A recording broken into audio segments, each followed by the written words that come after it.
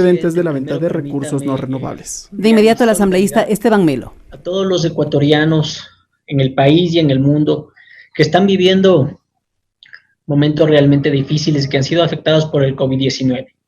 Asimismo, mi solidaridad con la universidad pública, la cual está sufriendo graves recortes y lo que se está viviendo en el país es increíble. Hoy como nunca, compañeros y compañeras asambleístas, la separación ha significado unidad. Hoy como nunca la soberbia de la humanidad ha sido humillada. Hoy todo se detuvo, todos nos miramos, nos preocupamos por el otro. Estamos aprendiendo una dolorosa lección, una lección que cambiará la vida de cada uno de nosotros, del país y de la humanidad. Hoy más que nunca hay que entender que el interés colectivo prima por encima del interés individual. Pero es necesario el momento de la acción, de las soluciones, que permitan a través de un gran pacto social enfrentar la crisis desde la corresponsabilidad. Para ello se debe tener información, se debe tener datos reales, se debe dejar la demagogia o los intereses particulares, para que los dictadores de la política pública tomen las mejores medidas, para quienes la ejecutan también. Hay que reconocer los errores, compañeros y compañeras asambleístas. Hay que aprender de estos. Las teorías del Estado mínimo, del manejo privado, de las cuestiones públicas, así lo han sido un error. La teoría neoliberal, la de la privatización, la de los recortes, simplemente han demostrado que han sido un error. Este proyecto de ley no responde a las necesidades urgentes de los ecuatorianos y ecuatorianas. Responde simplemente a la carta de intención del Fondo Monetario Internacional. Es inoficiosa además porque, entre otras cosas, el Fondo Monetario Internacional ya sacó al Ecuador del calendario de pagos. Pretenden enfrentar una crisis de carácter sanitario con un fuerte componente económico y social simplemente con recortes. ¿Esta ley de verdad era urgente? Miren, por supuesto que no. Compañeros, compañeras asambleístas, entraría en vigencia y tendría efectos a partir del año 2022. Un completo absurdo. Demuestra con esto que simplemente no es para enfrentar la crisis del COVID-19. Compañeros y compañeras asambleístas, ecuatorianos y ecuatorianos, en economía tienes básicamente dos herramientas, la política monetaria y la política fiscal. Cuando no tienes moneda, la política fiscal termina siendo una de las grandes herramientas que tienes en la economía, termina siendo mucho más relevante. Este proyecto de ley, aparte de inoficioso, es inoportuno, porque plantea todo lo contrario que necesitan los ecuatorianos. Recorta la capacidad del Estado para defender las necesidades. Una gran contradicción. El Estado, ha quedado demostrado, debe ser fuerte, debe tener capacidades para responder a las necesidades de los ecuatorianos.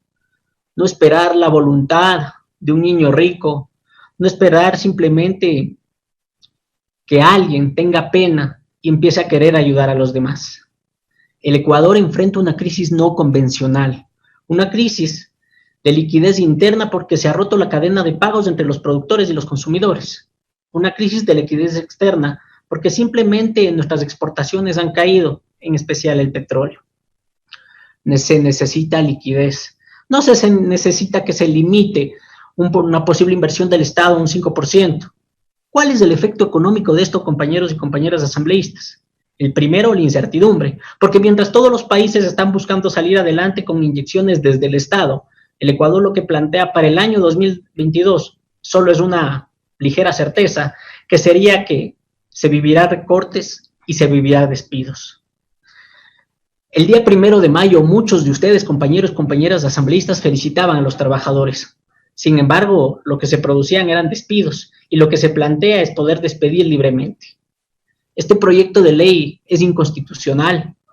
Pretende igualar al Banco Central, al resto de instituciones financieras, en su artículo 2, confundiendo claramente cuál es la clasificación del sector público que está recogido en la propia Constitución de la República. Afecta a la autonomía de los gobiernos autónomos descentralizados. Miren, este proyecto de ley es responsabilidad del Ejecutivo. No les deben engañar a los afiliados del IES, del ISPA, del ISPOL, ciudadanos, Fuerzas Armadas, policías, que no pretendan ahora venderles el cuento diciendo que les van a ayudar. Ellos mandaron el texto. Y es responsabilidad de la Asamblea, es responsabilidad suya, presidente, advertir de los claros criterios de inconstitucionalidad y de a quién sirve la gente. Si el Ejecutivo supuestamente se equivoca o actúa con malicia, la Asamblea Nacional debe responder con contundencia. La Asamblea Nacional debe defender el trabajo de los ecuatorianos y la autonomía de las instituciones. Miren, este proyecto de ley en su artículo 5 señala que la programación e inversión debe estar sujeta a los techos presupuestarios, contradiciendo el artículo 293 de la Constitución de la República. Quita autonomía, quita financiamiento.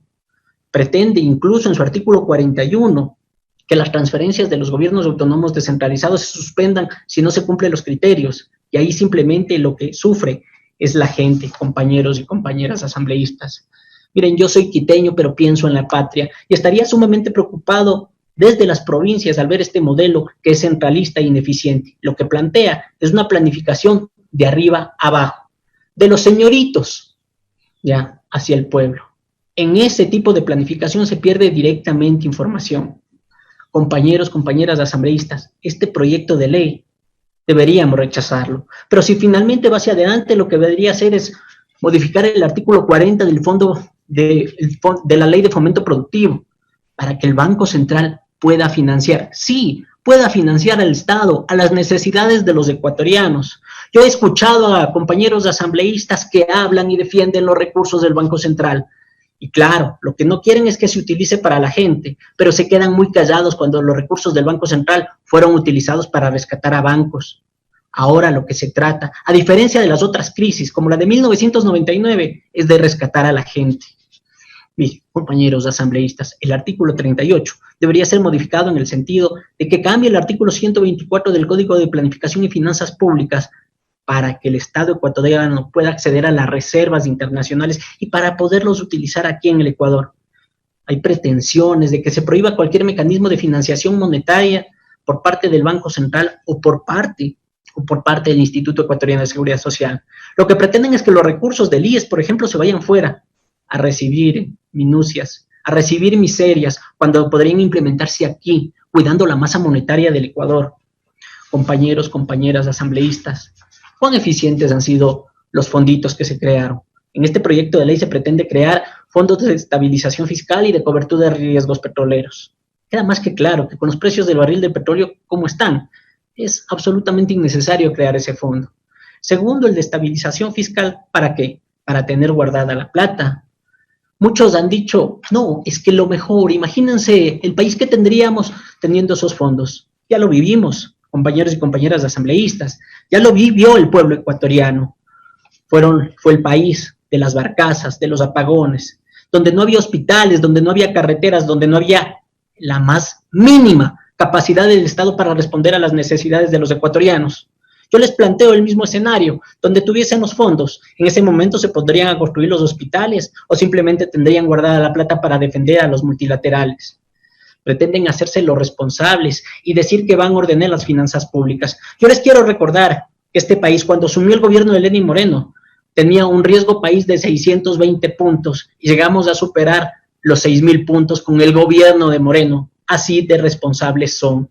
El guardar la plata en los fondos reduce el espacio fiscal, tiene un costo-oportunidad, el costo-oportunidad de salvar la vida de cada uno de los ecuatorianos. Preocupa muchísimo cómo las autoridades del país cuidan tanto a los tenedores de deuda, cómo se cuidó en su momento a tantos tenedores de deuda y cómo se descuidó tanto a todos los ecuatorianos y ecuatorianas. Miren, compañeros, compañeras asambleístas, respondiendo a varios que han dicho distintas cosas, lo que no tiene sentido es que se sirva a los multilaterales y que se pretenda afectar al Estado ecuatoriano. Alguien dijo que no se puede asegurar que con más recursos del Estado ecuatoriano, ¿sí?, el sector público vaya a ser más eficiente o cuide más de los ecuatorianos. Quizás no se puede asegurar, pero lo que sí se puede asegurar es que con recortes, con la caída del Estado, con la pérdida de capacidades del Estado, seguramente el Estado será más ineficiente y terminará afectando a todos los ecuatorianos.